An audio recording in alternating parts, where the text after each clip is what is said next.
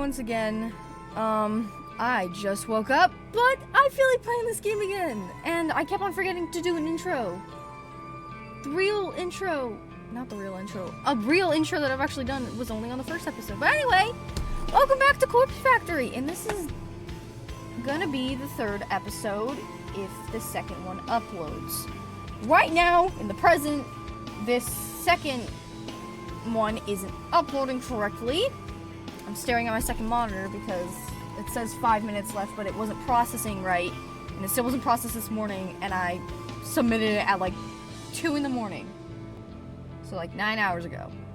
Anyway, I have to remove my fucking webcam again. Guys, I'm so sorry. Oh shit!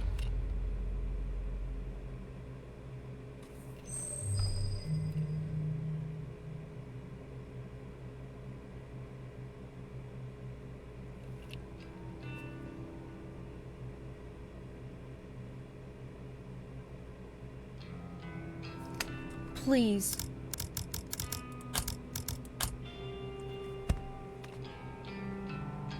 Y'all, do you know how grateful I am?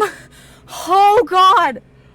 I accidentally clicked new game instead of continued. I'm sure y'all saw that and y'all saw my heart attack.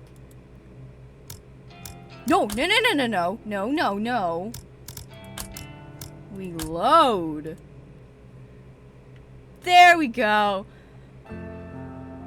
Oh my god, there wasn't anything we missed, right? No, that was it. Y'all can enjoy that if y'all want. Oh my god. Anyway, back to our regularly scheduled program. Oh my god. Continuing. We're moving on from that. Please, no one talk about that. Continuing. My typing is hesitant and distracted this morning. My fingers falter, misstep, and tap backspaces repetitively. I don't fucking know. This is no good. I can't focus on work while I'm staring at the top of Tomo's head, popping up from behind a monitor a few desks away. Even my work playlist is inspiring me to pulverize the keyboard today. The sentences that this chick says. Normally, a blast of pure volume and a shot of caffeine is enough to carry me to the greatest heights of productivity. Well, you kind of got slapped in the face twice in episode 2. So, I keep on looking at my second monitor to see when it's gonna upload. Jesus. I press a finger to my pursed lips, trying hard to regain my focus. I absent-mindedly noticed that I missed an edge of my top lip when applying lipstick this morning. Damn, I'm really out of sorts today. At least I managed to apply some extra blush to cover up the faint bruise on my face. I may have overdone it a little, but it's better than looking like I just stepped out of a boxing ring. Good morning, Noriko! Oh. Boy, have I got some neat news for you! Shinya! I have heavily said this in episode 2, but I love this man way too much for my own good. I'm so absorbed in my own thoughts that I barely register Shinya standing in front of my desk. Noriko? Excuse me? Noriko? Are you in there? Yeah, just hold on. Huh? My eyes fixate on Shinya's goofy smile. I quickly remove my headphones. Fujikawa, Shinya. Sorry. Hi. Are you okay? Yeah, I'm fine. Tired is all. Well, I kinda got slapped in the face yesterday, and then the chick tried to punch me in the gut, so... You tell me? Oh, I hear you. I was up late last night. What's late for you? Boy, I must have been up past 10. Just could not put down this new crime thriller I've been reading. You know what? Fair enough. Also, past 10? Okay, I am a typical teenager. I stay up until 2 in the morning. Yeah, right. I was up late reading too. Your horror novels, right? Don't they leave you feeling a little scared before you go to sleep? I don't know why I'm trying to think of an answer for myself. No, not really. It's all fiction, so it's pretty easy to distinguish from reality. Oh. Is that so? Wow, that's not like my book at all. The crimes in this story are all based on real cases. Ooh. My jaw hits the floor every time I turn the page. Okay, I'm sorry, but I want to be friends with this man so bad. Noriko, I don't care. I do not care if you do not like this man. I will take him from you. Uh-huh, yeah. Oh my god, you are so uninterested. Anyway, let me tell you this. Your friend Sato can take a data entry opening starting from Monday. Okay. She doesn't even need to interview. That's how much the boss trusts me. Damn. Whew. I'm genuinely impressed with Shinya's ability to score a job. Say what you want about this guy, but the bigwigs obviously have faith in him. Wow, Shinya. I don't know what to say. Thank you. Thank you so much. I've been saying good things about him. I had to cut myself off because she was talking. And this voice acting is fucking perfection. Don't thank me yet.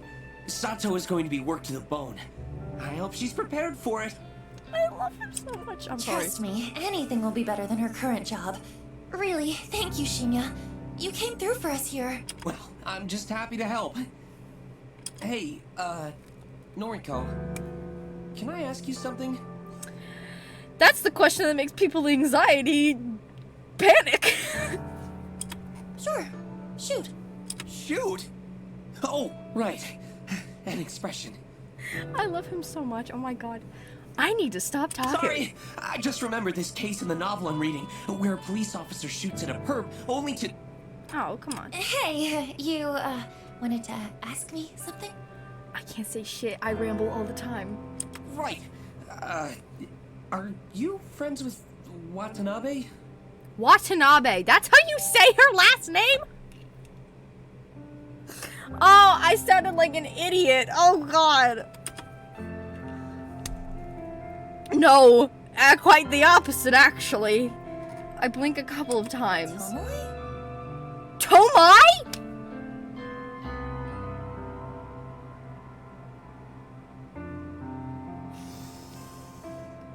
Oh my god. You're on a first-name basis with her. Then you must be great friends. No.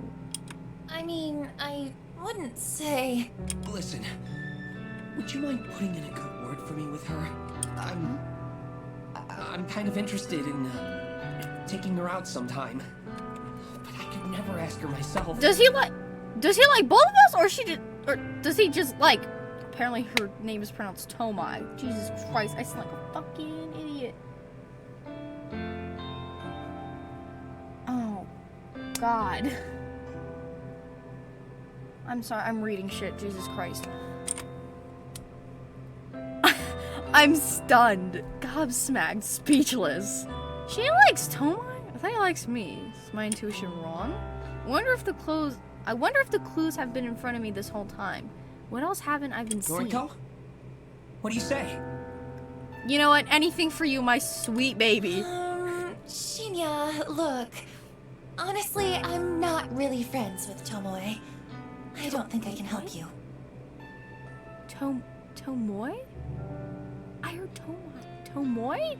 Oh, Tomoe. Okay, I have to remember that. Oh, I see. That's a shame. I thought maybe you were close. I love him so much. Darn. Oh my god. I guess there's not much to be done, is there? Even after I helped you and Sato out and all. Even if he's not meaning it to be like this, that is the words of a guilt tripper.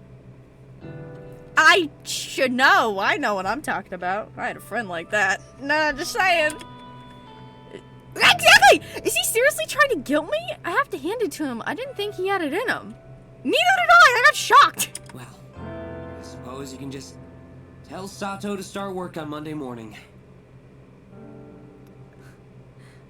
I am so sorry. I'm so sorry. So I'll see you around the office then. You gotta... Okay. Well, I guess that helps, you know, to help you work on your confidence, you know, just... I can't say shit. Go ask her. Can't say anything.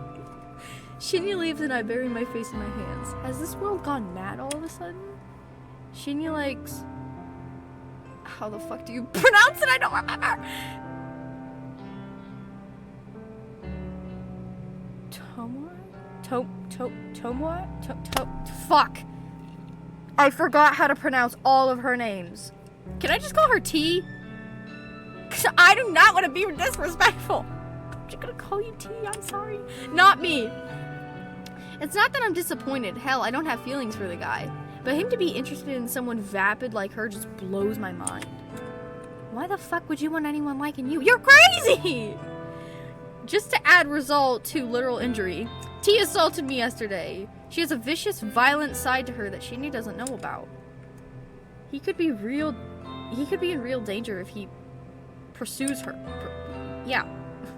I'm completely unable to process what I should do. Shinya scored Aoi a job, and I'm truly thankful. Do I feel like I owe him one? Should I ask T out for him or warn him about her? Both? If you really want to. I don't know. I need to clear my head. I decide to step away from my desk and visit the restroom.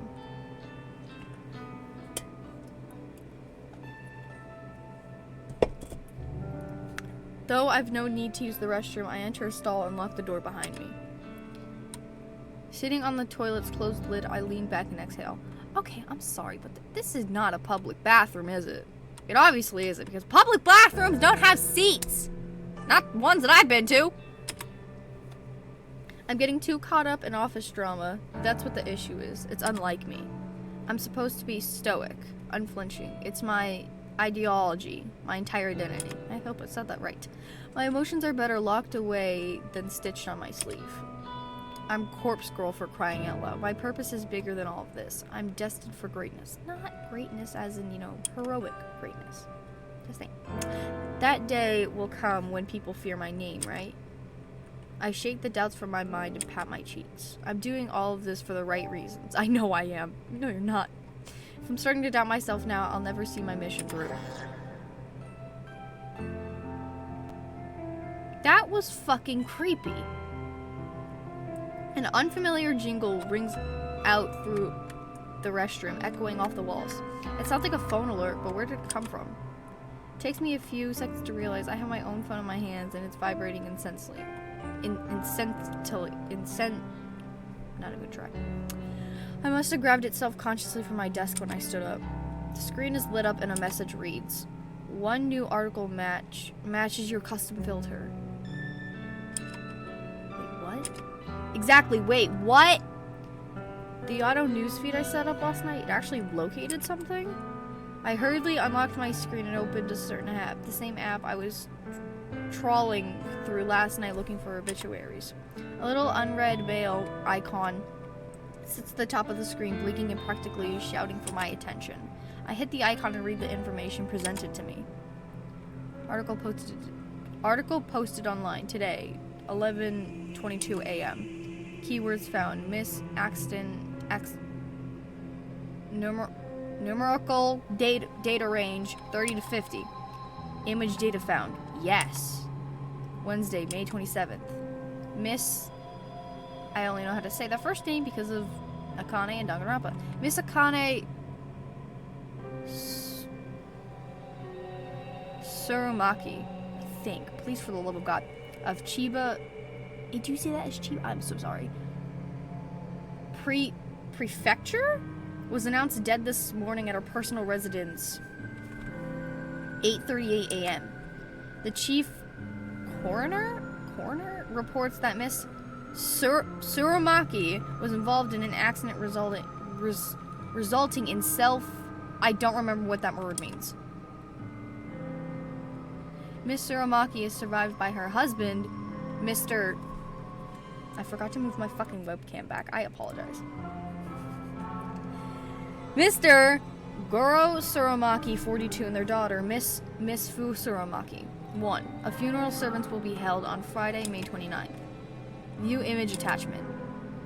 I hurriedly tap the button and gasp as the image loads.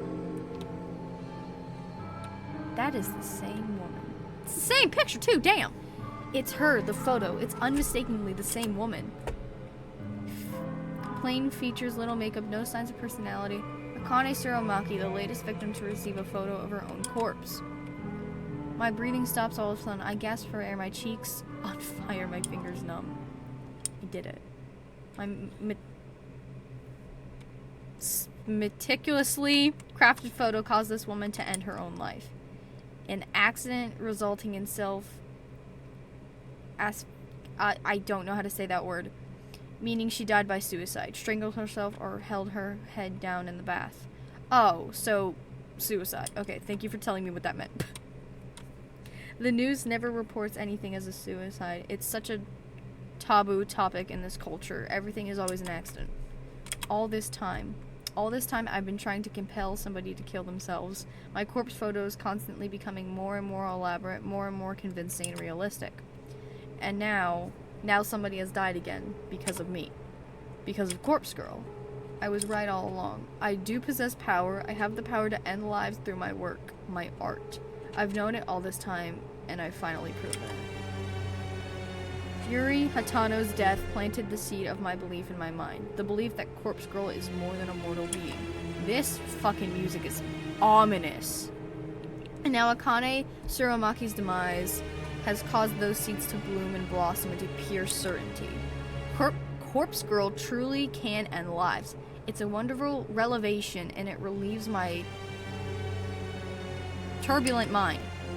However, I can't get my fingers to scroll back up to reread the obituary. My hands aren't functioning, my legs dangle lifelessly from the toilet seat, and my coffee from this morning is working its way back up to my throat. Oh. I can feel the sting of tears in my eyes, sweat trickle on my forehead, dripping down my uncharacteristically thick makeup. All of a sudden, I can't breathe. My lungs refuse to take in any more oxygen. I panic and fall forward, miraculously slamming my head into the stall door to prevent my head from colliding with the floor. Ew. My nails scrape against the doors, a mantle paint, peeling chunks of green from the surface as I slide down and down until my head rests uncomfortably on the damp tiles. Ah!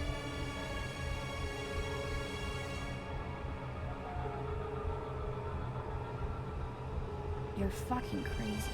My eyes roll back and my tongue lolls out the side of my mouth, dangerously close to the tiled floor, but completely out of my sight and mind. I taste foundation and blush and a little bit of sweat, nothing else at all, as the still air envelops my taste buds. My photo killed that woman. That woman killed herself because of my photo. My photo killed that woman. That woman killed herself because of my photo.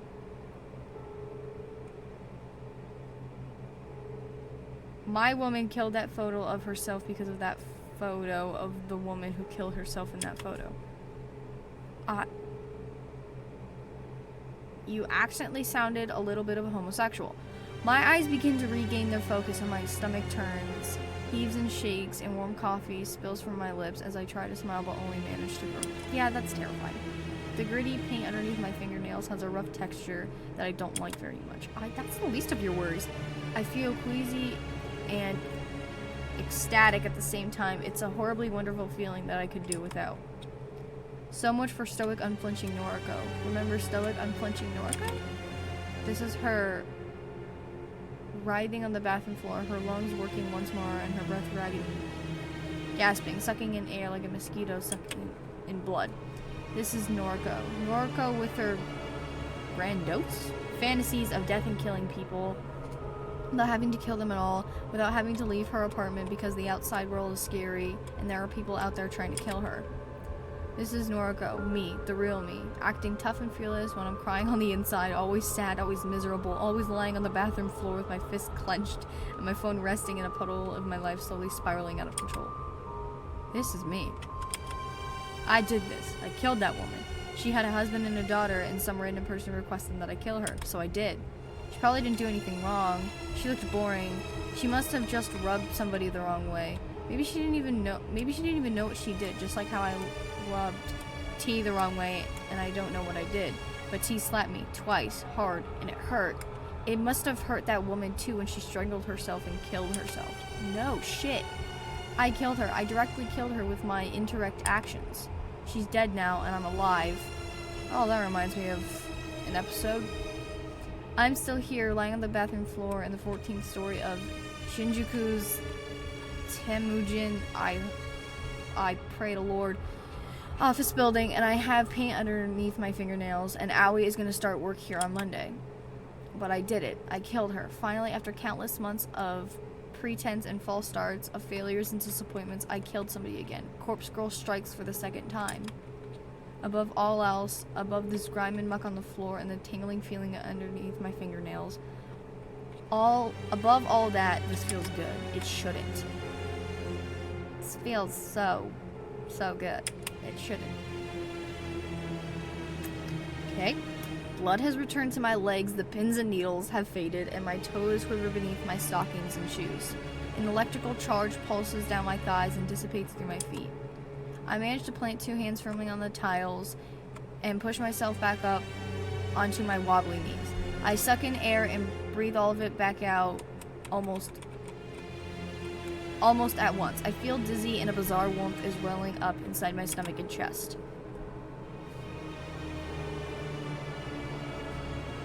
I managed to steady myself enough to sit back on top of the toilet seat with my feet planted firmly on the ground and my hands resting on my lap. I try to regain my sense of self. I may have lost my composure a little bit upon reading the news, but who could blame me? Me! I can!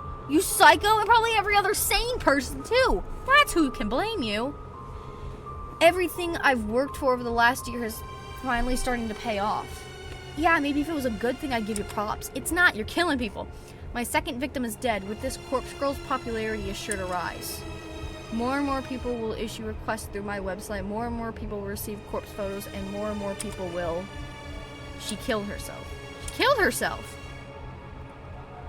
Oh, how I wish I could see the real body. If only I could see her mangled corpse drenched in sweat and finally at peace. That's not peace. That's not dying in a good way.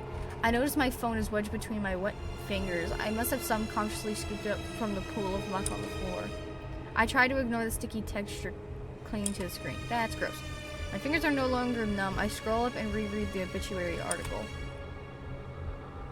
Miss Akane Suramaki, 63, of Chiba Prefecture, was pronounced dead this morning. Pronounced dead. My breathing staggers once again, my jaw gently lowers. Involved in an accident. Hot steam clouds in my face, resulting in don't know how to say that word. I salivate unconsciously? You are getting off to people dying. A trickle of moisture creeping down my chin and dropping on my lap. My cheeks are flushed, my vision slightly blurred. She killed herself. Because of me. She killed...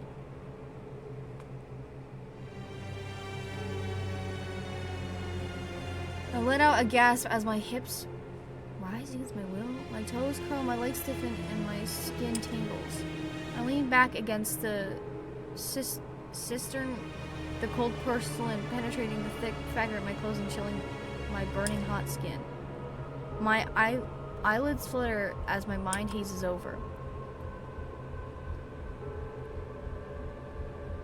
This girl's getting off to people dying. I can't control my body any longer. All the anticipation of the last few days, the tension building in my muscles. I can't either.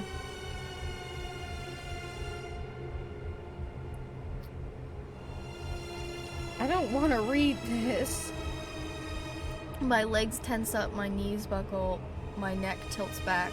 A whispered gasp slips softly between my lips.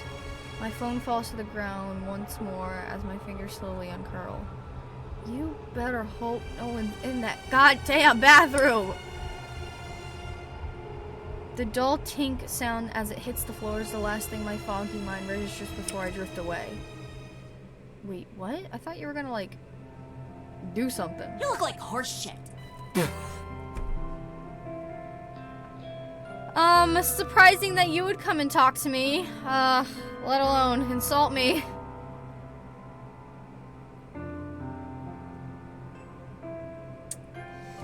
Hi, T, because I can't say your real name. T's brazen drawl snaps you out of my dead-eye stare. Looks like you've been sleeping in the sewer. It suits you. I'd rather this than be getting slapped, but just saying.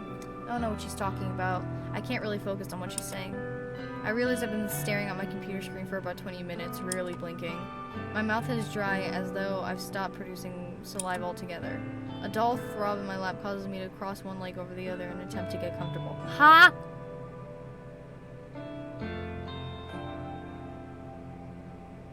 You know, I'm talking here. It's rude to ignore your superior. Yeah, you know what? It's rude to hit people! Damn! I swallow in an attempt to moisten my parched throat before speaking in a cracked voice. Do you need something?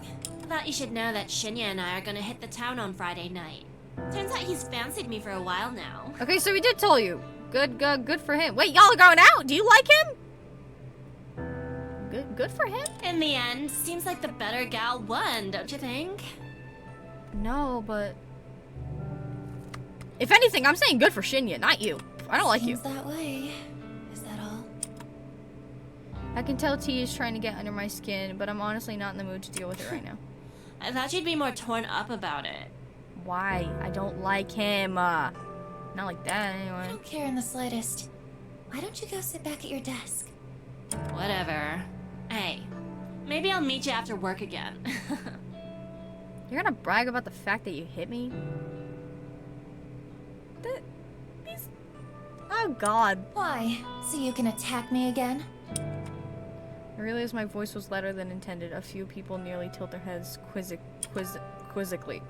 T takes a cautious step back. Keep your voice down, psycho. Stuff like that's between me and you. Well, the fuck do you want me to do? You assaulted me. I should report you to the police. Don't you dare. Well, you kill people. For a living! Lost for words, T turns tail and walks away. I sigh and lean back in my office chair. Why do I feel so exhausted? You passed out in the bathroom and you're fucking crazy, that's why. My mind flickers, piecing together fragments of memory from the bathroom a short while ago. That's right, I let myself get carried away in the exhilaration of my success. No. I temporarily step away from my own body and let my basest instincts take over. But I'm in control now of myself again. I'm Noriko, stoic and unflinching. I'm corpse girl, successful and feared. I can kill people as easily as I can manipulate a photo. People like T should be scared of me. People like T shouldn't mess with me.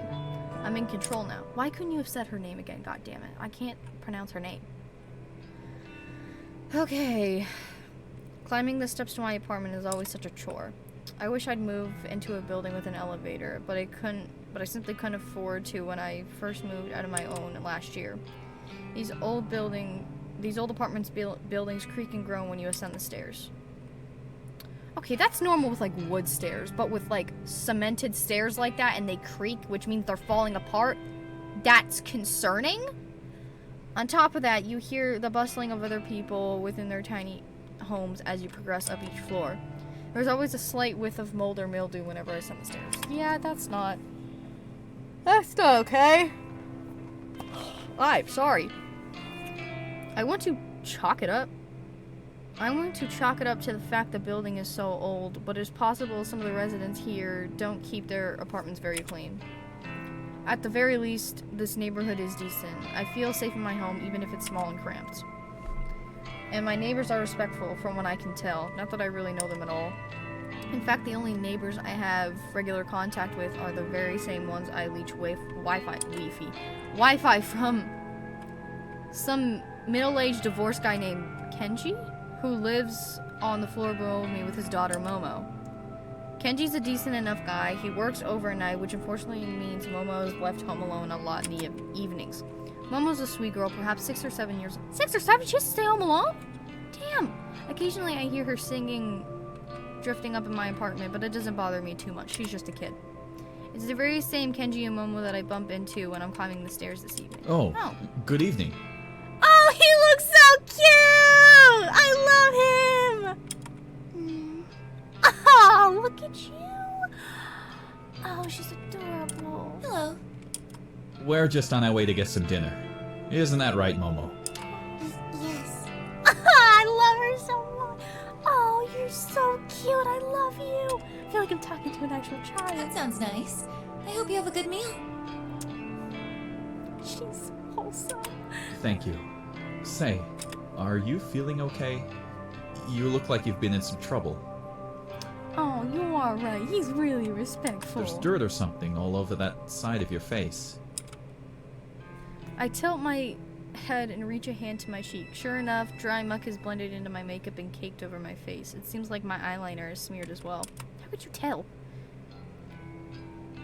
Is this from when I fell in the bathroom?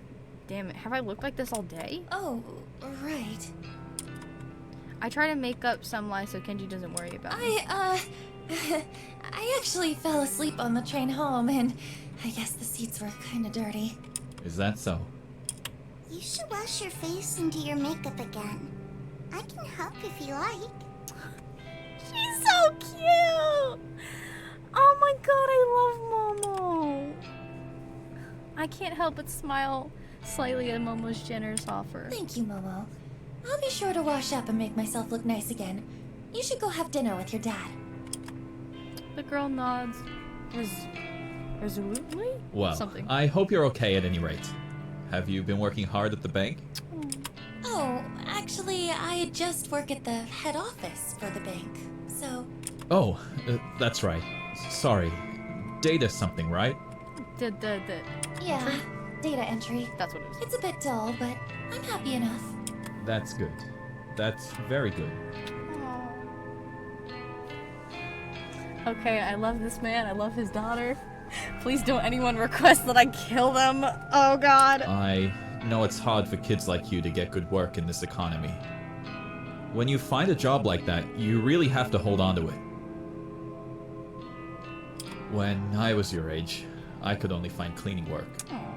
I must have had a dozen different janitorial jobs. Before I met Momo's mother. Oh my god. I love this man so much. I love this man. I blink a couple of times. It's not like I talk to this guy often. Really, we hardly know each other. Still, I've never heard him actually mention Momo's mother before. Most of the things I know about him I just pieced together from context. Mom? Oh. No! Okay. Something that you're gonna learn on this channel is that I'm really emotional, and I'll cry during these stupidest things. Just saying.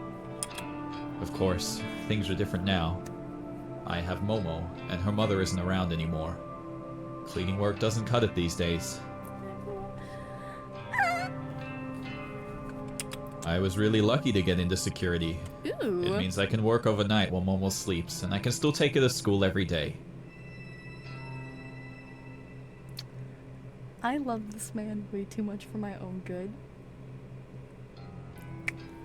I hope everything goes a-okay with you and your daughter, sir, because I love you guys. Security, of course. Now I remember. He did mention when we first met what he does for a living. If memory serves, he works for a private security company. I assume he guards corporate offices or parking lots. Something like that. Anyway, what was I saying? Oh, yeah. Hold on to a job if you like it. That's very important. Thank you. I'm happy at Temujin, so I plan to stay there. Temujin. Have I been saying that? I can't. Very good. Oh, Momo was telling me earlier what she wants to do when she grows up. Weren't you, Momo? Dad? Come on now. Tell Nariko what you want to be. A scientist. You go get that degree, girl. You go. Wow, a scientist. That's a great job. I'll be rooting for you, Momo.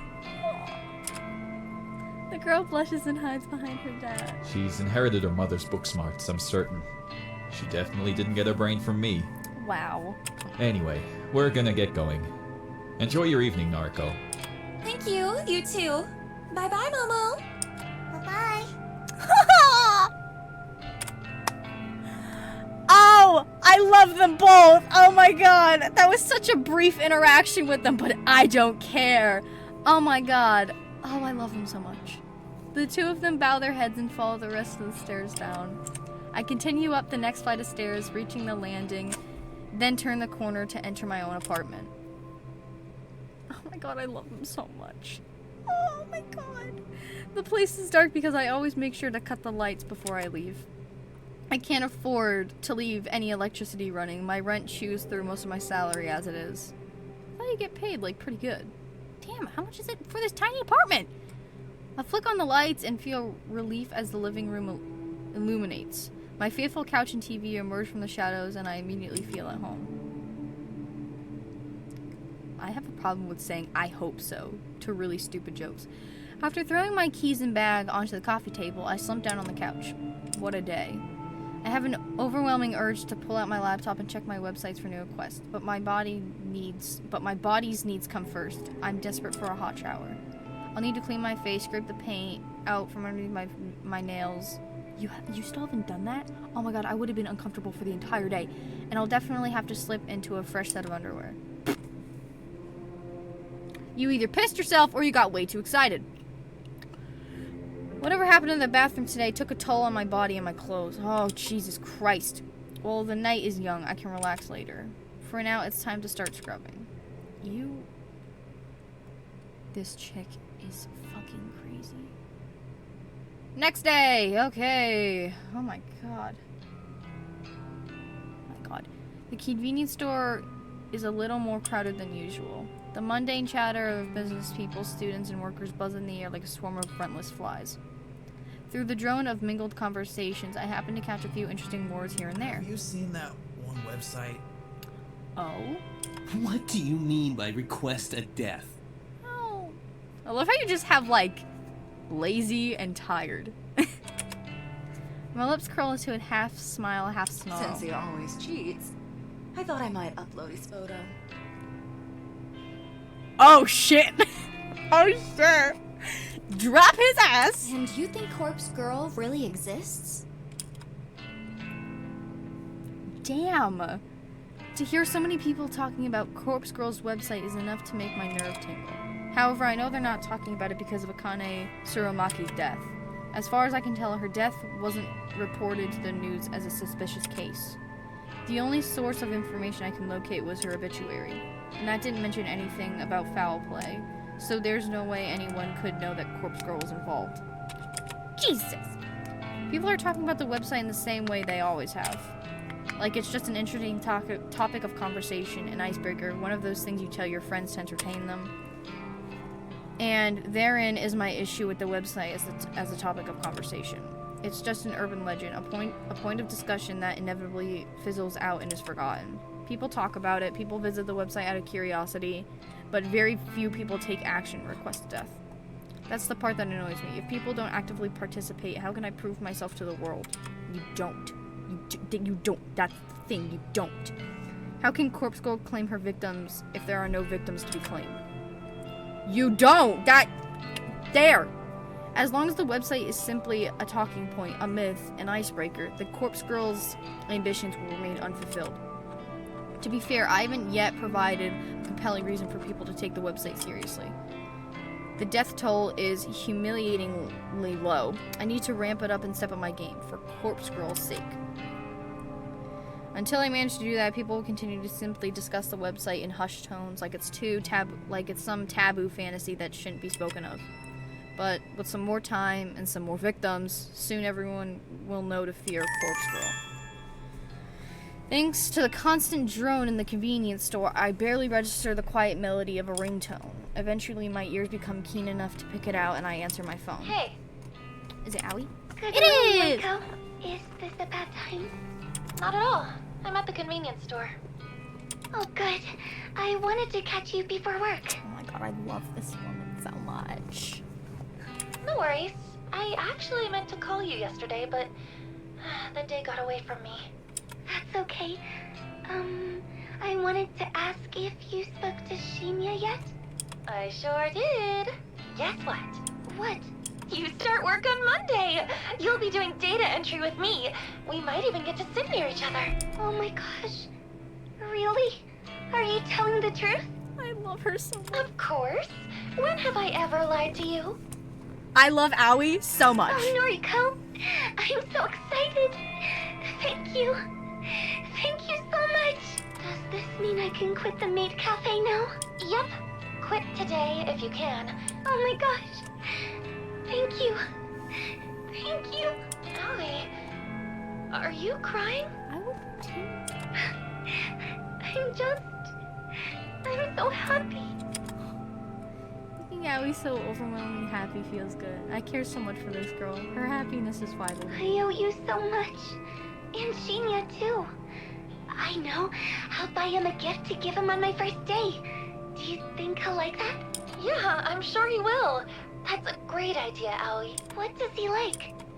I managed to spill the answer to without having to think Crime twice. novels. Oh, really? Oh, his dad is a detective, right? Okay, I can get something like that. Right now, I'm going to march into the cafe and quit. You tell him. Good luck, kid. Okay, bye, Noriko. I love this woman so much. She does not deserve that. She deserves this though. This job, she deserves it. But that creepy old guy, she don't deserve that. She don't deserve that. The call ends and I smile. Aoi sounded so happy. I'm really glad that I could help her out. She deserves to be happy. She does. She does deserve to be happy. I barely have time to select a can of coffee from the line of refrigerated shelves before my phone rings again. Huh? Aoi? Sorry to call again, Noriko. Something was bugging me, so... What's up? This is going to sound stupid. Did I thank you for getting me the job? Oh, yeah, you did. A few times, I think. Okay, phew.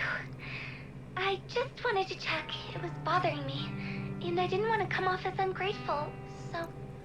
Oh, that's what people with anxiety look like. I guess I can't say shit. I am diagnosed with 0 mental illnesses. Fun fact, I am the friend that reeks of undiagnosed autism and/or ADHD. Just saying. You know what? Just to make sure. Thank you, Noriko. Aww. Okay, I'm going now, really. Bye-bye. Bye, Aoi. What? The call ends and my brow furrows? That was strange, but maybe not so strange for Aoi. I guess she really wanted to be polite. I shrug it off and return to selecting my coffee for the day. I was about to say, if that girl calls again. The office atmosphere is unusually somber when I exit the elevator. There are fewer people around than normal. Some executives I rarely see on this level are hovering around in one of the glass screen cubicles on one side of the floor. I spy Shinya standing at a desk, talking quietly on the phone. He's nodding and bowing a lot, despite the fact that whoever is on the other end of the call can't see him. I want to ask somebody what's going on, but nobody seems to notice me arriving. I shuffle my way to my desk and sit down. I spend some time looking over a spreadsheet of today's task. After going through it thoroughly, Shinya arrives in front of my desk, seeming out of breath. Noriko, has anyone filled you in yet? No, I was literally just gonna ask. Damn, no. No, what's going on? Why is half the office empty? Well, you see, somebody within the company died yesterday. Wait, what? Wait, what?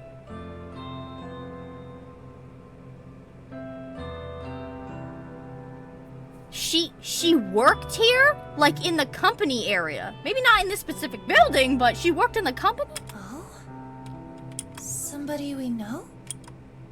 Shinya shakes his head slowly, his expression gravely serious. Nobody you would have interacted with. She was an exec, up on the 21st floor. Apparently, she never showed up yesterday, but her coworkers just assumed she was taking a personal day. People started getting the news in the afternoon. She was involved in some sort of accident, and now she's... Oh my god. Dead? Yeah, no shit. Shinya glares at me, his narrow pupils seemingly accusing me of being tactless. dead. Yes, dead. Yes, dead, you idiot. Yes, dead! So, I mean, I get it's a tragedy and all, but how does this explain where everyone is today? You should have received an email sent out by HR this morning. Basically, everyone is being offered professional grief counseling. Seriously? I think some people are taking up the offer, but I suspect some other employees are using the opportunity to skip out on work. Regardless, what happened to Miss Tsurumaki was a tragedy. So unexpected. Oh, Oh shit! It is okay. It is Tsurumaki. It is Akane. I blink a few times, getting ready to turn my back on my computer. Miss Tsurumaki. Yep. Wait, what was her name? Huh? Ms. Tsurumaki. It should be in the email. She had a young daughter and everything. Oh yeah, she had a husband. She had a daughter. Forgot. Yep. Akane Tsurumaki. Yeah. Though I've never met her before, her face appears in my mind with startling clarity because you've seen her picture before. Can't say the word. An accident. She worked here? Apparently. I can scarcely something. Believe it. It's true that this is a massive company with thousands of employees Japan-wide, but still, for her to work in this very same building as me, it's too coincidental. It doesn't feel right. Should I have gone through with killing her if I knew she worked in my building? This scenario creates more questions than answers. The person that requested her death, do they also work here? It would have to be somebody who knows her well enough to want her dead. Odds are high that they work here as well. Damn. Okay. I realize that I've been spacing out, and I turn back to Shinya. Yeah, sorry. Just thinking is all. Grief affects us all in different ways. I think. The details for the counseling sessions are in the email. Be sure to take up the company's offer if you think it'll help. As for me, I think I'll be okay. Some quiet reflection on the matter should help clear my head. Sure, okay. Plus, I have a date with Tomoe to look forward to. Tomoe. It's important to look ahead in times like these, isn't it? I think I read that somewhere. Let's hope she fucking treats you right. God. Ugh. Yeah, that's what they say. Very well then. Do your best today, okay? Right. Tomoe. That's how you say it. I have to remember that. Shinya takes his leave and I let my shoulders slump. I killed someone from my office building, but I didn't know that at the time. Could my involvement be traced? No. I was careful to cover my tracks. I deleted the photo from my computer, discarded the burner's phone SIM card, and trashed the phone itself. There's no way anyone would find out I was involved. Besides, I don't even know if authorities are treating the case as a murder. As far as general information goes, it would seem like it truly is being treated as an accident. I'm in the clear, I know I am. However, I sure would like to uncover the identity of the person who requested Tsurumaki's death. The thought that it could be someone I work with makes me way too curious. I'm almost too curious that I don't want to know. If I was in your situation, what? Huh? Where the fuck are we? Despite work being eventful this morning, the rest of the day passed quietly. Even Tomoe kept her distance from me. I wonder if I scared her off when I casually mentioned reporting her to the police. Not that I actually would report her. That would lead to the police getting mixed up in my life, and I can't really have that considering my moonlighting occupation.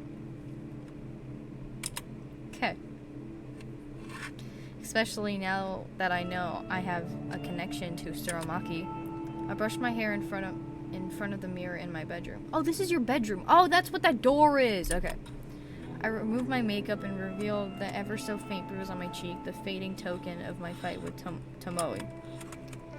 Since tonight is rather cold, I decide to snuggle up under the covers in bed with my laptop.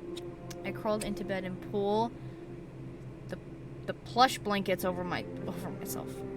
The warmth and softness is immediately comforting, and I have to fight the urge not to fall asleep here and now. Then go to bed. To keep myself awake, I check the requests on my website. Why are you trying to keep yourself awake? I'm pleasantly surprised to find that there are 2 new requests. Damn! 2 in one day. My heart begins to race, and I quickly open the message. The first message reads, request details. Today, 11:14 a.m. local time, victim's phone. Image attachment not found. No image attachment. What? I thought I configured the website to reject requests unless an image is attached. This is really irritating. I got my hopes up for nothing. It takes me a second to remember that there's another request waiting.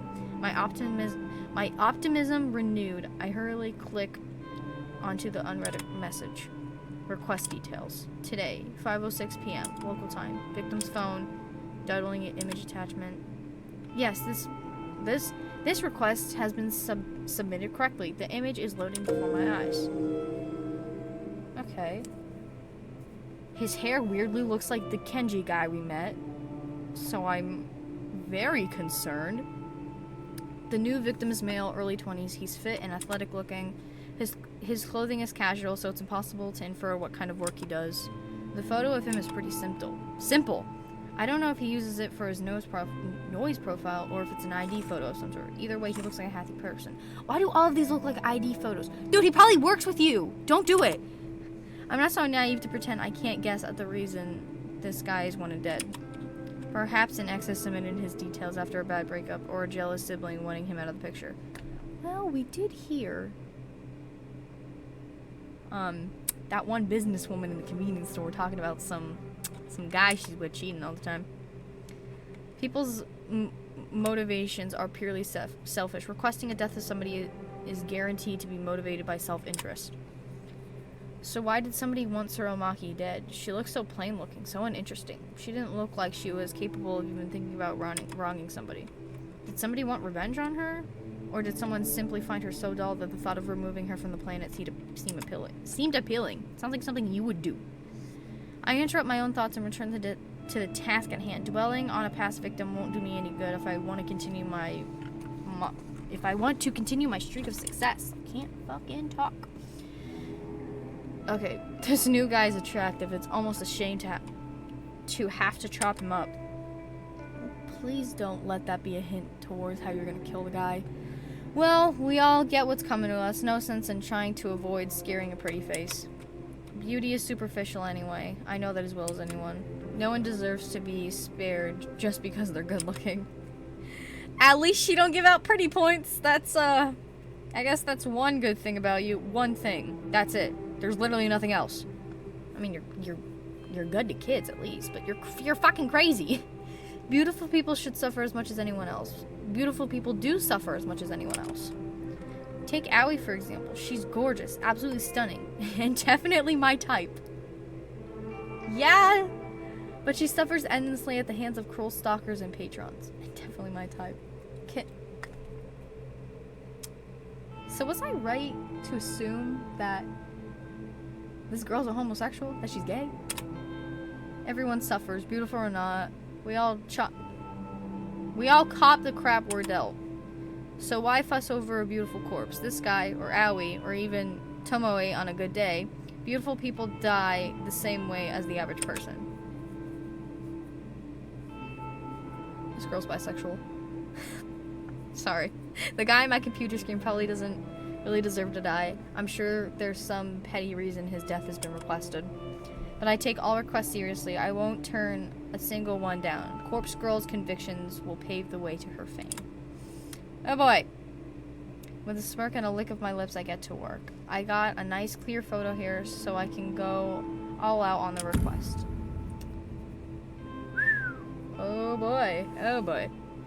I hit up the DD, the database of the deceased, and spend some time selecting a suitable base image.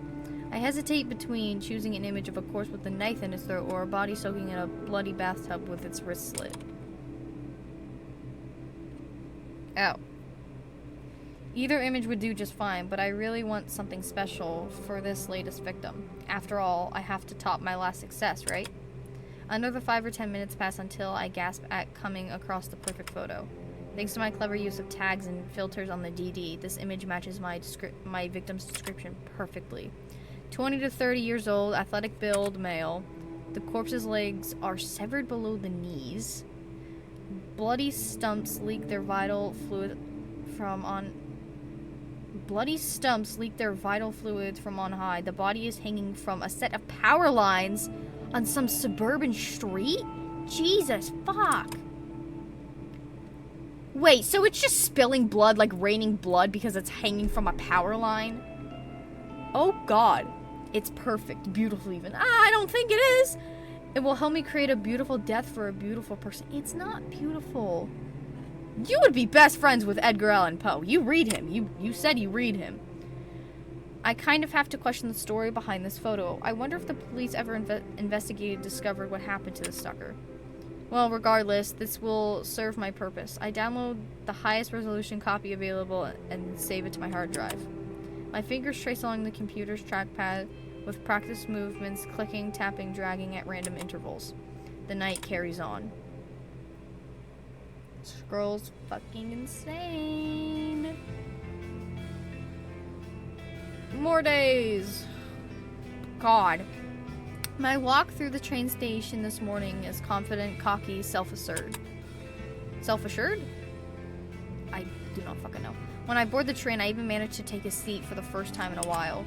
I withdraw a worn book from my handbag and flip open the cover. There's a name scrawled in blue ballpoint pen on the first page, but it has become faded and illegible over time. I don't quite remember where I picked up this book. Maybe I discovered it at a secondhand bookshop? Who knows? I own so many obscure tomes that I can't be expected to recall purchasing every single one. Its aged cover and weathered spine both bear the same title.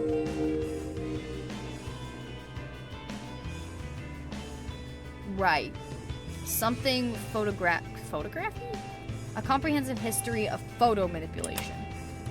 This book is written in English, and it's a slog of work through with my limited knowledge of that language. But I like to skim through it primarily for the photographs contained within it. The examples of early image doctoring from centuries ago fascinates me. The book even features techniques and studies as recent as 1993, when it was first published. It's true that a lot of techniques discussed with it are no longer relevant in today's digital age. However, there's a hearty section dedicated to the art of manipulating corpse photos. Something that I am indeed very, very interested in. Yeah, people are gonna look at you crazy when you're looking at it. The most intriguing aspect of this section's content is that the featured artists perform the opposite kind of work that I do. Instead of manipulating images of living to make them appear dead, the artist in the books edit images of the dead in order to make them look alive once more. Oh? In Burgoyne? Eras when photographs of people were taken few and far between, a sect of artists dedicated themselves to honoring the memories of the deceased. They did this by making the photos taken upon death look beautiful and full of life. These photos were gifted to family members and loved ones. The tradition makes sense. Imagine if you lost someone dear to you and you had no photographs of them. Wouldn't it be wonderful to receive one last photo memento, a beautiful image of the way you remember them? Instead of using makeup to beautify a corpse, these artists apply paintbrush and pen directly to the photograph to seemingly bring the deceased back to life. Oh? The impressive aspect of this process is the way to illustrate the corpse's eyes to look full of life. Even though it's a far cry from the work I do, I can't help but feel some sort of kinship when the artist discussed with the artist discussed in the book. Surely we're cut from the same cloth, but from completely different sides of the scissors. Just saying. I browsed through the images Browsing through the images in this book inspires me to work hard on my own photo editing. Well, girl, you're crazy and you're using it for bad. Many of the pictures are in black and white, but to me, that only drives home how impressive these old techniques were. Well, I finished flipping through a chapter and closed the book. I hold the tattered tome close to my chest and breathe a sigh of satisfaction. The next station is Shinjuku. The doors on the right side will open. Please change here for the Chuo line, the Shonan Shinjuku line, the Saikyo line. Yep, that's the thing again. I quickly stuff the book into my handbag and get ready to disembark the train. How many times are you gonna use these fancy ass words? When I'm certain nobody is looking, I carefully open the lid of the large dumpster in front of me. What?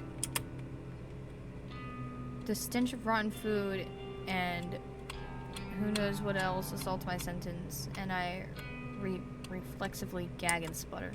The staff at the convenience store really need to seal their trash in plastic bags before tossing it in. Ugh, this is disgusting. I have to stop doing this. The fuck is she? What are you doing? What?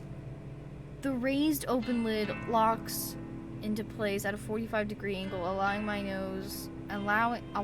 now free hands to retrieve a small black object from my handbag. It's a flip phone, a cheap plastic thing with a shiny charcoal finish.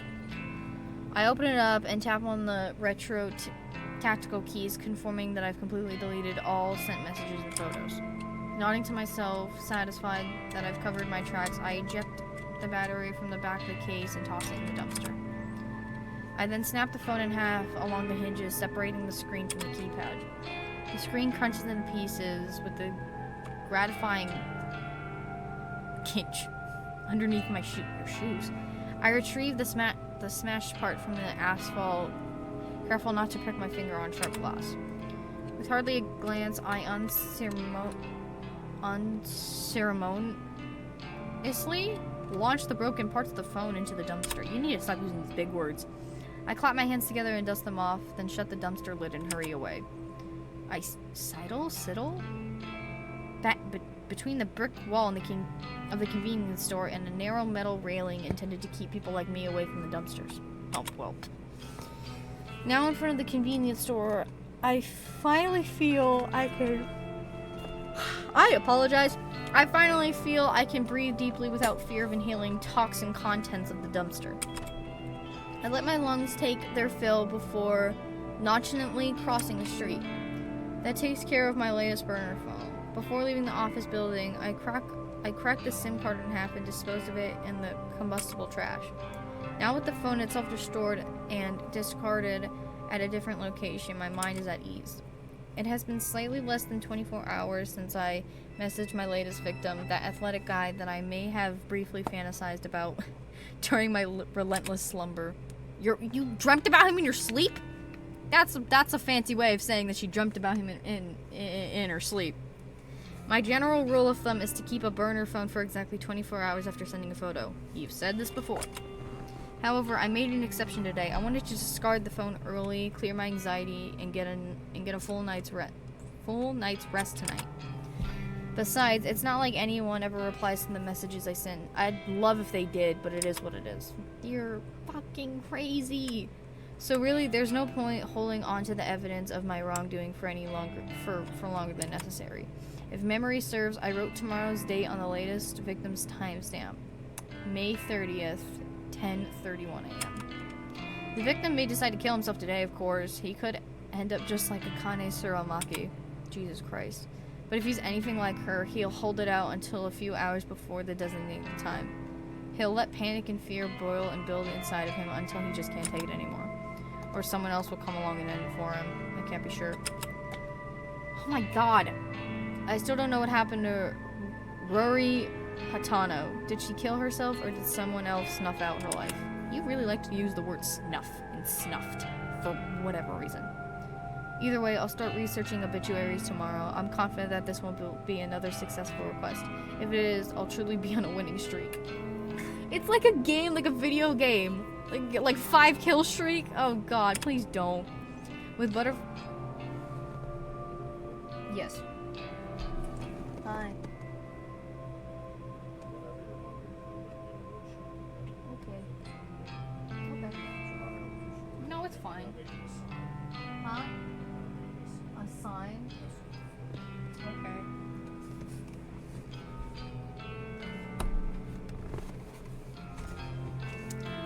My dad came in my room.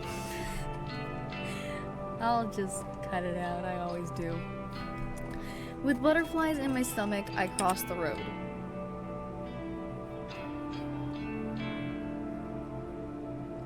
On my route home, I usually like to trek through the small park close to my apartment, provided the weather is decent. My god. I avoid the park in the mornings as a lot of people walk their dogs, and I can't risk my allergies flaring up before I reach the office. In the evening, the park is much emptier. I suppose I finish work a bit earlier than most people, so while everyone else is still busy, I can enjoy the fresh air and scenery. I make my way along the neat, broad dirt path that connects one side of the park to the other. Wooden benches line the path at regular intervals, and at this time of evening, it's common to see a homeless person or two using a bench as a resting place. The city has more homeless people than the general population would care to admit.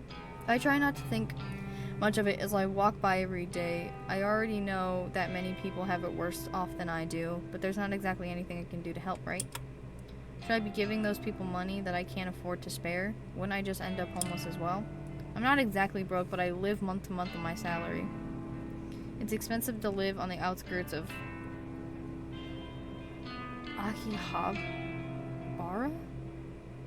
I pronounce things in the most whitest and American way ever.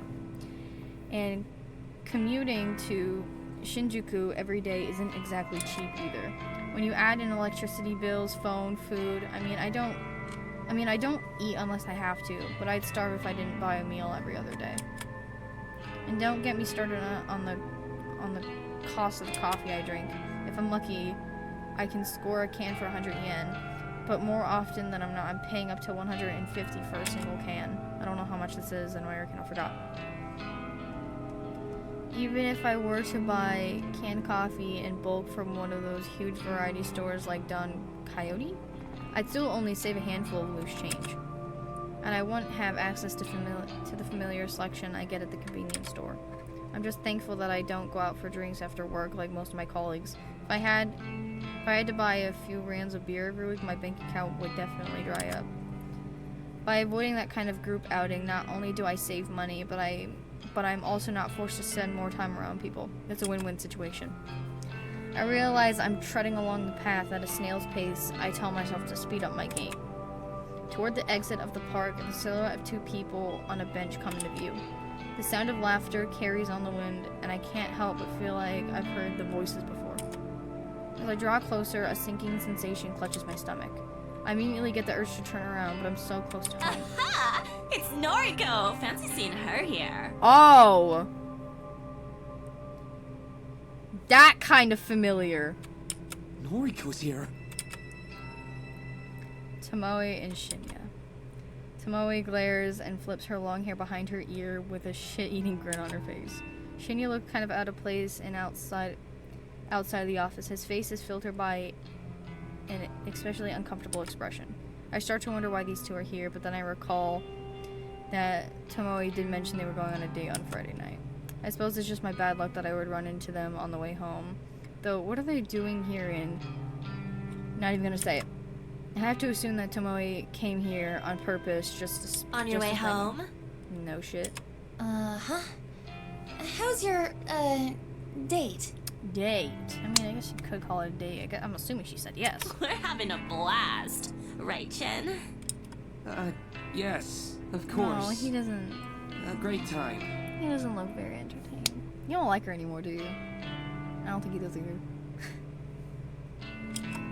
I wonder if Tomoe has been dragging Shinya along against his will. Okay, well, I'll leave you to it. Shinya, you should just like, dip her or come with me. Hey, we're gonna grab some chicken. Why don't you come with us?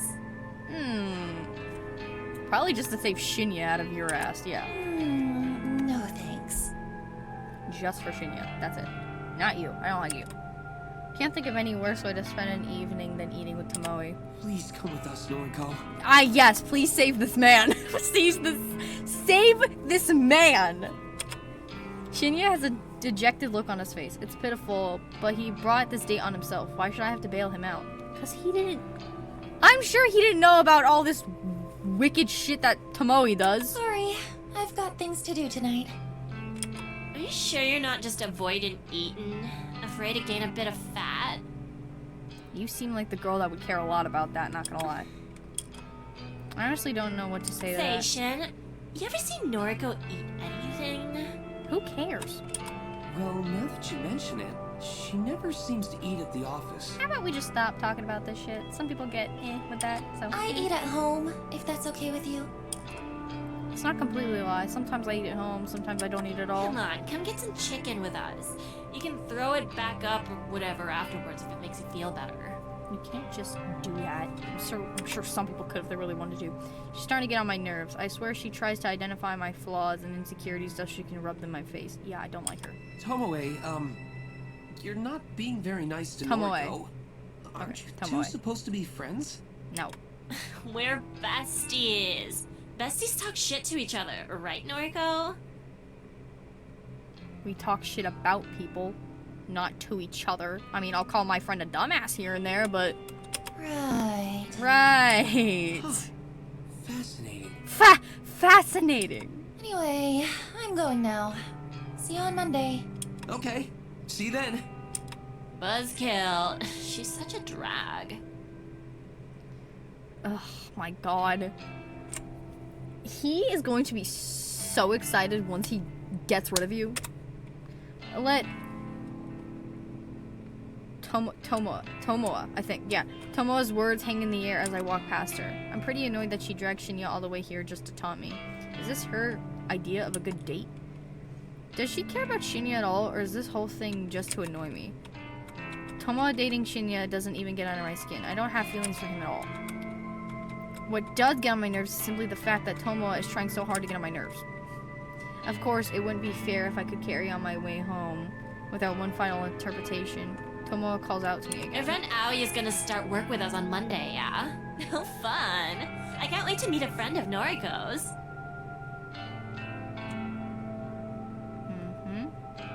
Wait, I thought... Okay, this whole, like, first name, last name basis in Japan always confuses the fuck out of me. So, do you know her? Like, you're calling her Aoi, not... Fuck, what's it? Sato. You're not calling her Sato. So, I grumins. I suppose Shinya told her about that. I turned back to face them both. Don't even think about messing with Aoi. That girl has dealt with enough crap at her last job. Exactly. Don't make this one a shit show for her, Oh, too. has she? Maybe big, strong Noriko can protect her now. A bitch, I will. I'll bitch slap you like you did to me. I'd do anything for her. She's my best friend. If you had any friends of your own, you'd understand what that feels like. How much you want to bet she's gonna be like, I have Shinya. Oh, I got plenty of friends. And only some of them are sluts like you. How the hell am I a slut? Yeah. I'm going. Finally managed to disengage from the conversation, even with Tomoa's mocking laugh piercing the air. I don't think Shinya likes you anymore. Tomoa, I don't think he likes you anymore. I exit the park, cross the road, and walk down the block leading to my apartment. Tomoa, I have to wonder if that girl exists solely to irritate me. Oh, exists. I have to tell myself she's not worth my time. I can't let her taunts get to me. Grin and bear it, as they say. That's what stoic, unflinching Noriko would do. Running a hand through my hair, I smile and approach my apartment building. This game is so long! Oh, whoop-de-doo, next day. And we're in a library? Looks like it. They look like files, not books. I spent all morning trying unsuccessfully to calm my nerves. I'm anxious about finding whether my latest victim has perished. It's afternoon now, so the time written on his photo has passed. If my work was successful, I should know soon enough. I've already set up an obituary news alert on my phone to keep me informed. Instead of sitting at home all day and waiting for my phone to go off, I decided to visit an old favorite hangout. Public libraries don't get the credit they deserve in this age. They're quiet, calm, soothing. I can sit here for hours, for free, and just get lost in different worlds. Very fair, very fair. Plus, they always carry works by my favorite authors. Sometimes the librarians are even kind enough to recommend titles that might fit my taste.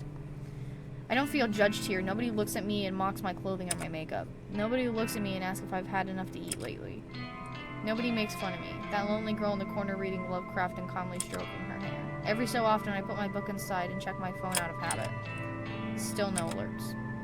Have I miscalculated something? Did my latest photo not look convincing or damning enough to inspire suicide or murder? I find myself growing increasingly anxious and impatient. Huh? Oh shit. You a Lovecraft nerd?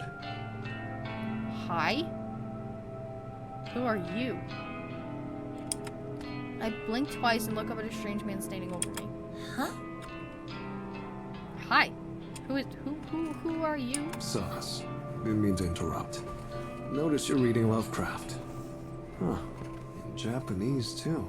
I mean, she's not very good at English, so can't really say anything about it. Who are you? Why am I getting creeped out by this guy? You know this book had been translated.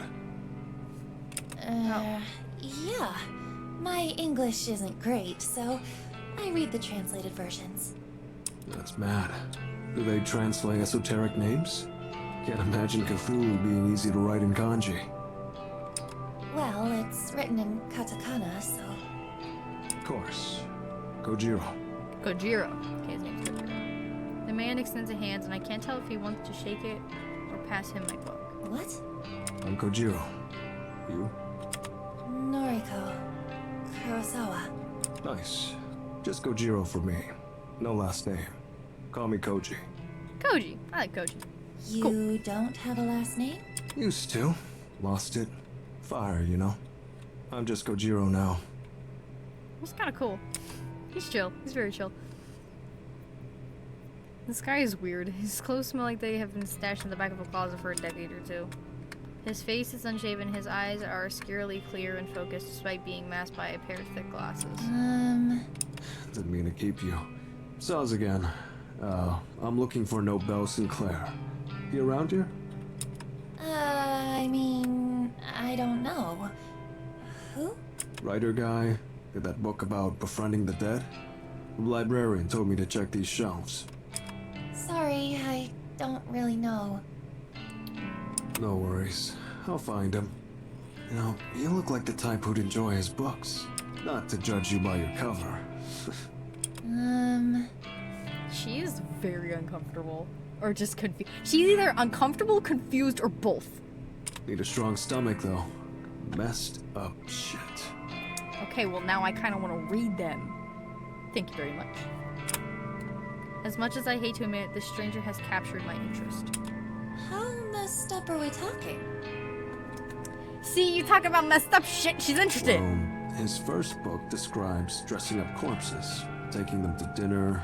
Goal is to not get caught out. Mad, right? Damn! Wait, so he's a necrophiliac? Please tell me he's not a necrophiliac. That just sounds weird. Like something out of that American movie. Weekend with Bernard? Or something like that. Second book goes nuts. Main character fills the school classroom with bodies, all dressed up as students.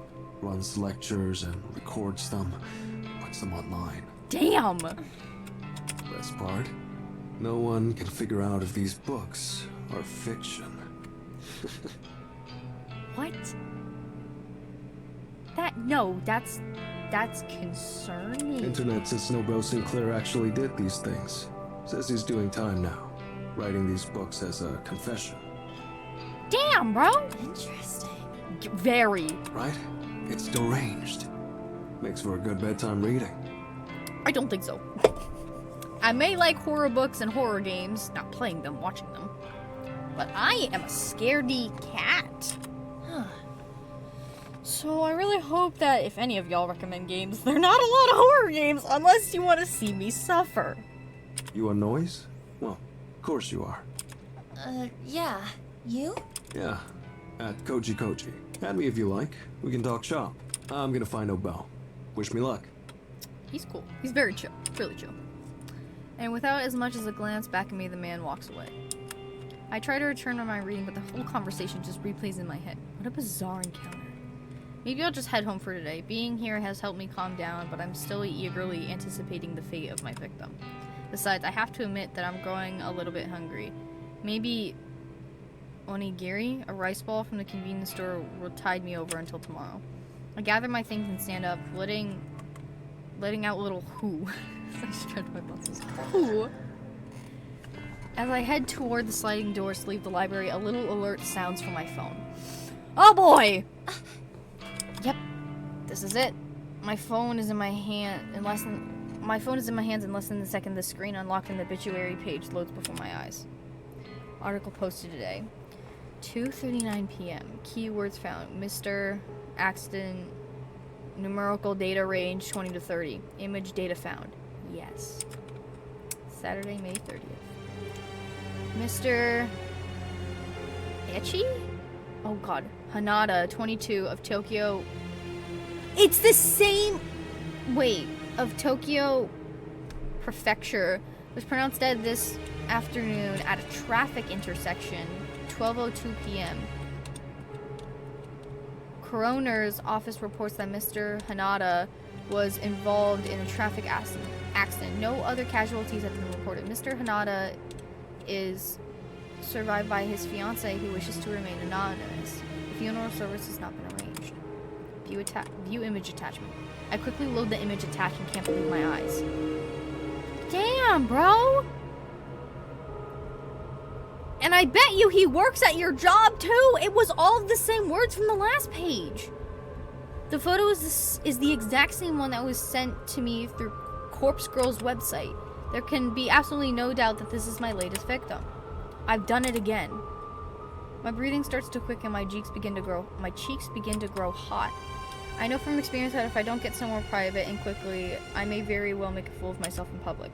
I quickly glance around the library for a sign pointing to a restroom. As soon as my eyes settle on it, I dash towards it, swerving between bookshelves and narrow aisles. There's one door for a unisex bathroom and an unremarkable beige portal. The muscles of my thighs are tightening, and I scream as I reach for the door. My hand grasps the cold metal bar and press down, only to be met with immovable resistance. It's locked. There's a sign on the door I noticed that I completely ignored in my haste. Closed for cleaning. Shit! I curse despite my best offers to keep a low profile. My head turns frantically, looking for somewhere anywhere that I can sit down and remain out of sight when my body reacts erratically to my latest success. This girl gets off to killing people! Yo, you busted? No, hi! Once again, sir! Oh my god, this girl's gonna make a fool of herself. This guy again! I need to use the restroom. No, you don't. You're gonna go get off to somebody dying. I hope he can't tell that the expression on my face is not one of the desperation to use the facility. On it. To my surprise, Kojiro strides up to the restroom door and begins to slam his fist Hey, against it. cleaning time is over. Get out of there. Damn. I hear a panic yelp from within. Kojiro's commanding voice is more than a little intimidating. Within seconds, a terrified old woman emerges. She wheels her cleaning trolley around us, bows quickly, and disappears from sight. All yours. Not to hold it. Thanks. That is not... Oh, my Jesus fucking Christ. I dash past Kojiro, unable to believe what is happening here. I slam the door behind me and slip into a cubicle, I think. Oh my god. As soon as I sit atop the toilet's closed leg, shake. My legs begin to shake uncontrollably, and I have to lean backwards to steady myself. Why do we have to have this descriptive, like, event every single time she gets off to a dead body or someone dying? I think that's how you say his name. Hanada is dead, killed in a traffic accident. That could mean anything, but I'm willing to bet that he caused his death. After seeing the photo of his dismembered corpse, he might have purposely crashed the car. Perhaps someone else rammed his vehicle, intent on murdering him on behalf of Corpse Girl. I still don't know how my power works. I don't know why these victims end up dead. But the cause of death ultimately doesn't matter. What matters is that Corpse Girl is victorious once more. I find myself panting, squirming, struggling to restrain myself. This girl gets off to dead bodies. She doesn't get off to dead bodies, she gets off to people dying. Oh, my vision fogs, my knuckles clench. And within barely a fanfare, I begin to cool down all of a sudden. Just like that, the overwhelming urge to explode simply flutters away. Huh? My breathing regulates, my legs solidify and rest firmly on the ground. This experience wasn't nearly as staggering as last time. Yeah.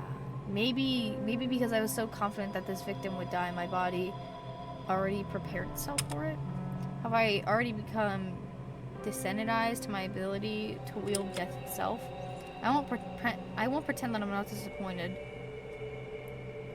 The exhilarating feeling I experienced last time, the complete utter loss of control, it was addicting. I crave to experience it again. Oh god. Still, I need to remind myself of the most important thing. I fulfilled the request issued to Corpse Girl. There's 2 new victories in a row. 2 victories in a single week. As long as requests keep coming in, I can keep achieving my goals. I can do this. Full of confidence and feeling steady once more, I exit the cubicle and leave the bathroom. Oh god. That strange man, Kojiro, is waiting for me at the end of the aisle. You good? Yeah. Hey, thanks for, you know, I really needed the bathroom.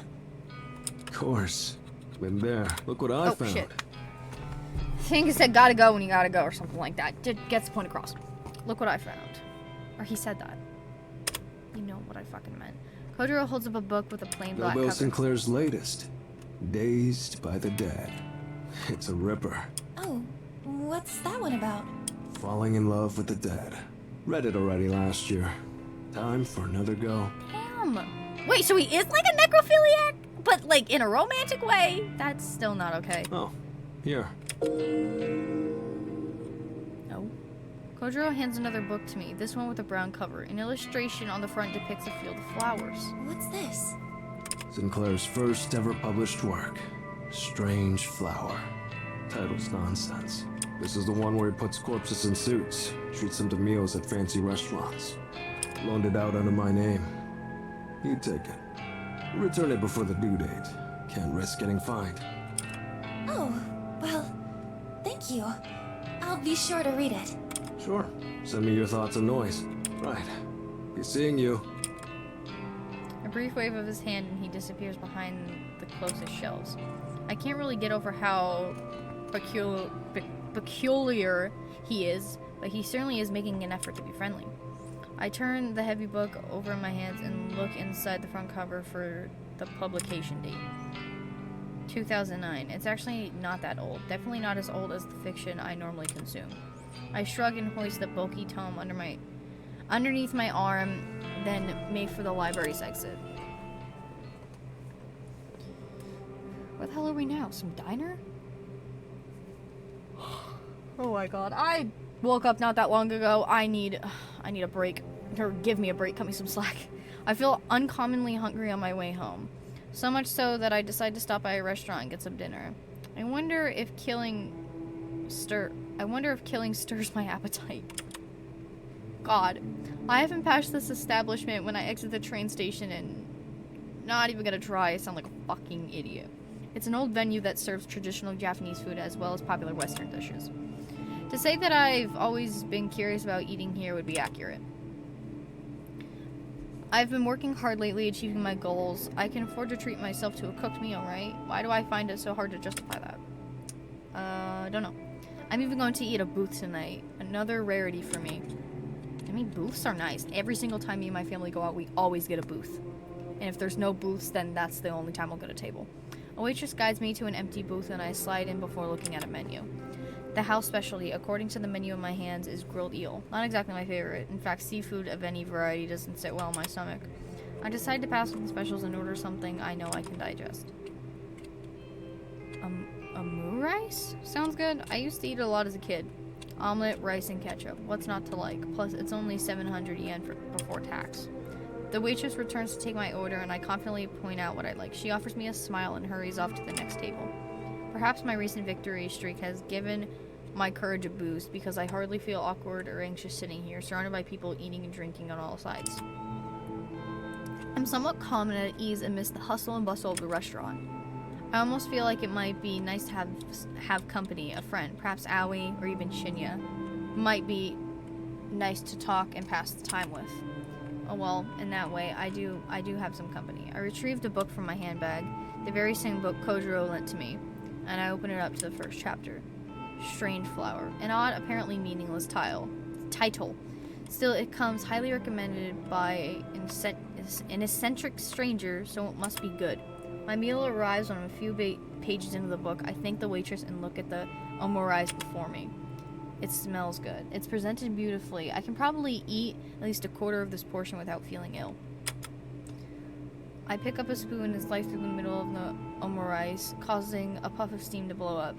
Throwing caution to the wind, I scoop up a good amount and bring it to my mouth. It's delicious. No other words to describe it. The convenience store meals I normally eat can't even compare to something like this. The egg is soft, the rice is fluffy, and there's just enough ketchup along the top. I take a second mouthful, then a third. I can't help but giggle at a little at the thought of myself sitting here eating like a normal person. All the people around me probably think I'm a normal person too. Just a girl sitting at a restaurant, eating her dinner.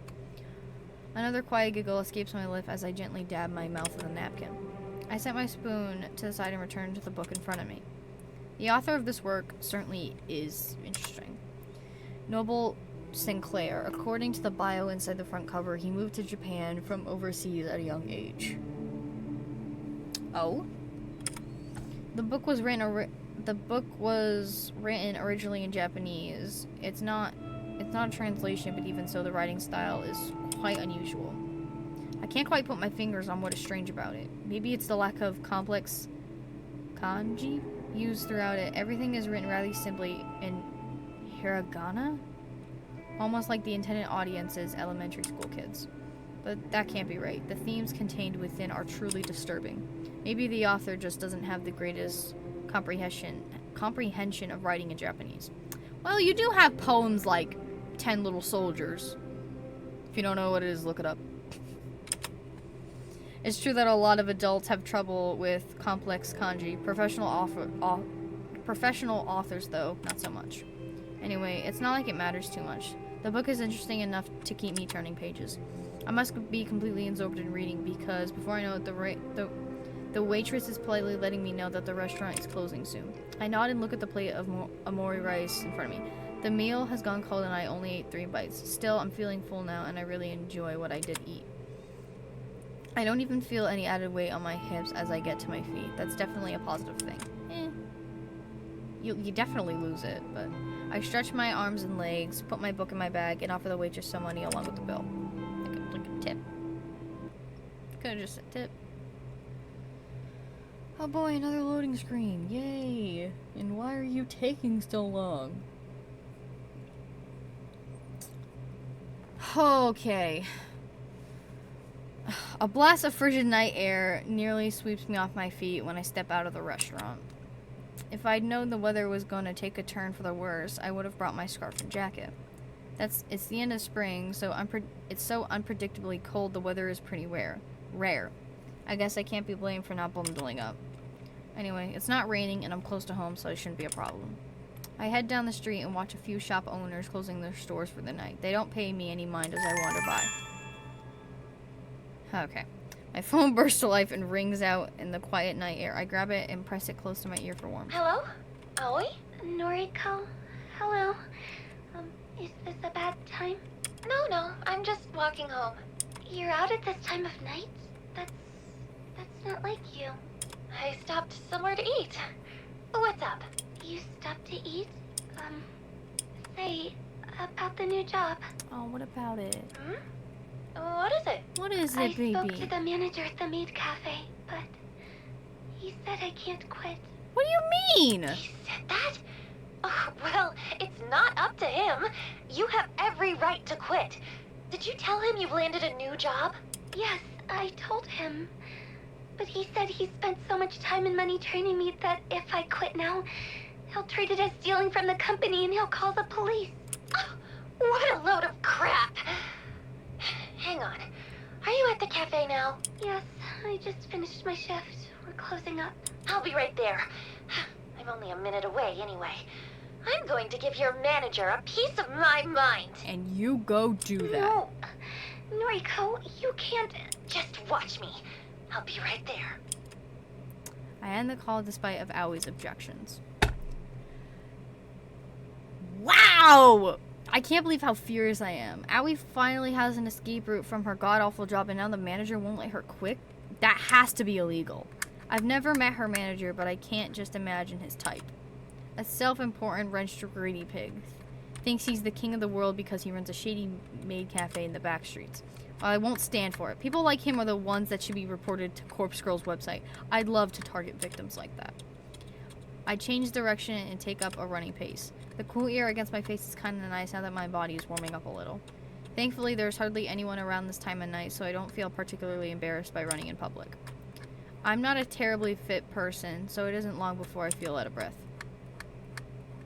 I think I read that wrong, but I don't care. I come to a stop at the end of the street, heaving and clutching my chest.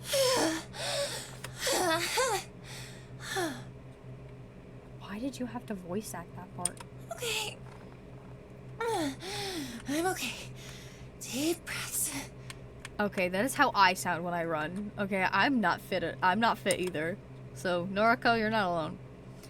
After taking a moment to collect myself, I start back up, walking briskly this time. I can see the maid cafe's illuminated sign ahead of me. I approach the entrance and read the neon board. Not even go. Welcome home, master? Oh, hell no. Drinks from just 400. I think that's the sign for yen. I could be wrong. I'm just using context clues. Table charge. 500 yen a person. Open till 10 p.m. every night. I pass the sign and reach for the door handle just as somebody hurriedly throws the door open and emerges. Noriko? Oh my god, Owie. Owie, told you I'd be here. Told you I would. I'm really glad to see you. Owie gives me a brief wave. She fidgets nervously and straightens the ruffles in her dress. I can't believe you have to wear this ridiculous outfit.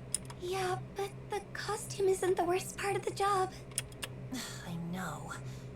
Listen, is your manager still here?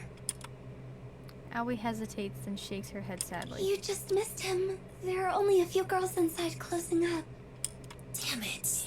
Ugh, I really wanted to give him a piece of my mind. Noriko, it's fine.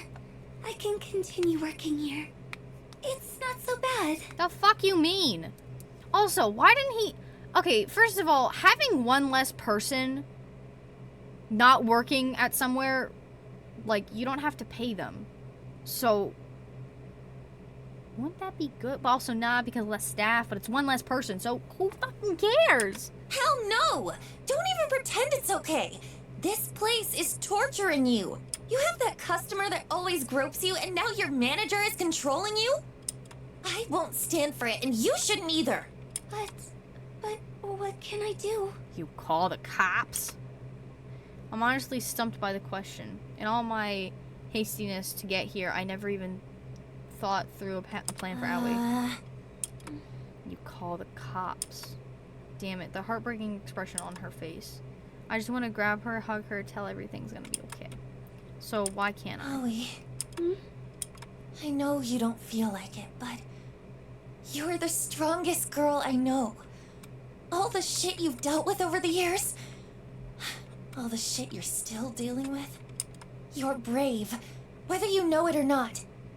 My issues pale in comparison to yours, but you still get up each and every day and do your best. I'm proud of you, and I want to make things easier for you. Come work with me at Temujin. Just leave this place behind. Forget all about it. Noriko, you're my best friend. You always will be.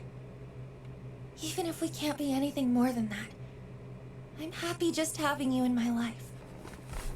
What? This girl is so gay! Oh my god!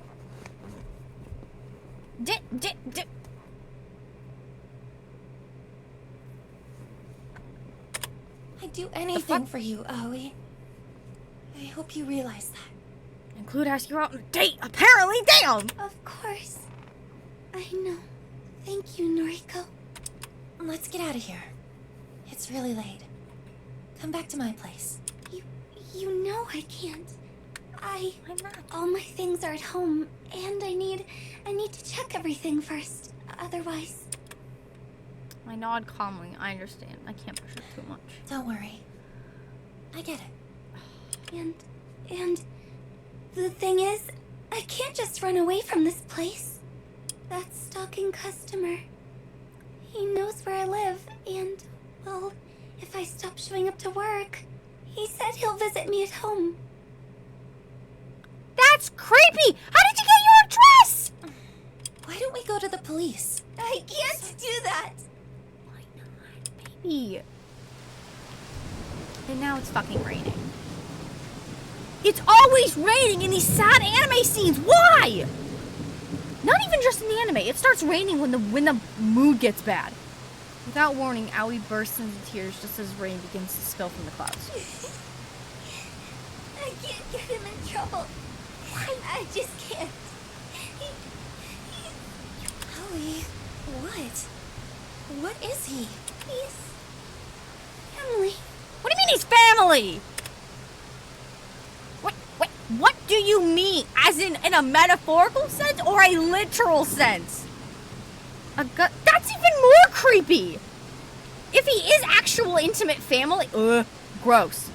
A gust of wind blows down the narrow street, causing my hair to whip wildly in my face. I brush it out of my eyes and mouth only to see Owie standing still, her head down. A stalker. He's Emily? Wait, not your manager, the stalker? I could never bring myself to tell you. But surely you must have wondered why I've put up with it for so long. Got it. Bye. Love you. My dad just came in for a second time. But... I don't know what to say. I'm stunned. Okay, so not only is he a creep, a sexual harasser, he's also incest. Okay. You're putting up with him because you don't want him arrested. Yes. If he goes to prison, the rest of my family will disown me. And I'll truly have no one. Pick up your hands. You have me! Me!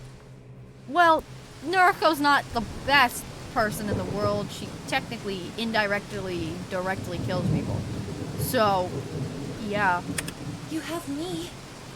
What did I say? You know what I mean. I'm just going to go home for tonight. Thanks for coming out to see me, Noriko. Oh my god. Howie turns her heel and strolls away, the click-clack of her shoes against the wet pavement echoing through the street. Howie. She doesn't hear me breathe her name as she disappears into the darkness.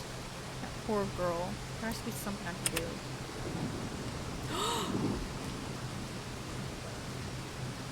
There's choices in this game?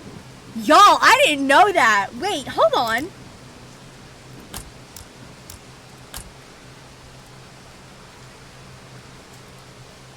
Oh, shit. Okay. Maybe once I'm done this entire series, if there's any more choices, I'll go back and do alternate things. If there are, like, different endings. Oh my god, what should I do? I'm glad that there isn't, like, one of those bars that, like, go down and I have, like, a specific amount of time to choose my answer. Oh my god, I don't know. I'm gonna go after her. I'm sorry, Owie. I can't let her go. I can't let her just walk away, as sad as helpless as she is. My legs lurch forward of their own volition, propelling my body through the rain-soaked streets. Owie! Owie, come back! Did I choose the wrong one? My shout echoes in the night, my weightless words falling through the air like the very rain that patters against my face. Owie's silhouette is just out of reach. If only my weak body could pick up its pace, I might be able to reach her before she fades away. Stop! Oh, I'm so sorry. Her unexpected command fulfills its purpose. I halt, my shoes skidding along the ground pavement. Owie's closer than I expected her to be. Perhaps due to some trick of the light and rain, she simply seemed farther away to my tired eyes. Howie, please! Let me help you! There's nothing to be done.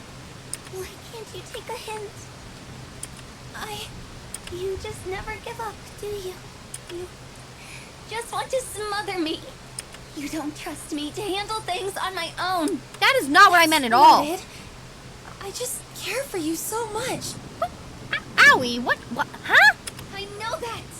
You think you haven't made that clear in the past? Well, damn! Really have I seen Owie this angry? She's well past the point of being simply upset now. She's truly furious. Have I overstepped the boundary? You're not my guardian angel, or my savior, or whatever. This is my life, Noriko. It's not your sick fantasy, where you swoop in and act like my knight in shining armor. I did not know. Well, bitch, what? Well, damn, I'm sorry, I want to help. Shut up! Just shut up! I think I picked the wrong option. You always take it one step too far. Can't say shit, so... Because I literally kill people, but you don't know that. Just leave me alone. Can't get another word in before she vanishes into the night. I reach a hand out into the darkness like some foolish attempt to stop her, but I know it's pointless. She made her thoughts perfectly clear. She doesn't need or want my help. Even if she cares for me, she doesn't love me in the same way I love her, and I don't think she ever will. So we do like the girl. I'm gonna take it that you actually have a crush on her. I sigh and look up at the thick cloak of clouds above. The rain continues to fall.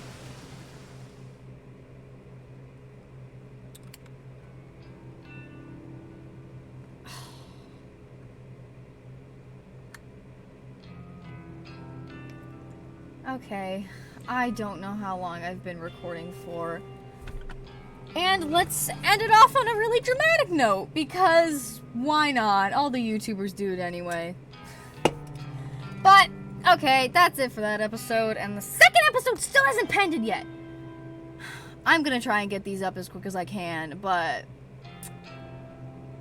I'm gonna end it off right here. I hope that you guys have a good day, and I'll see you either later today or tomorrow, because I make videos whenever the fuck I want. So, see you guys. See you later.